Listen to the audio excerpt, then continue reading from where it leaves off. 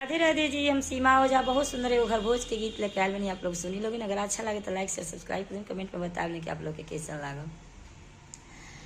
मंगल मंगल मंगल चारु दिशा मंगल हो। मंगल मंगल मंगल चारु दिशा मंगल हो।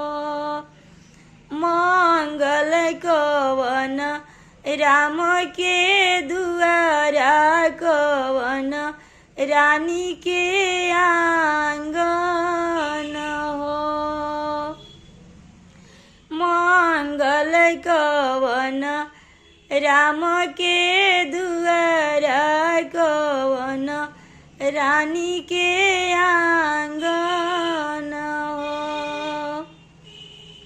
हाथ के कलश लिहल कवन राम, सिनोरा लिहल कवन रानी हो।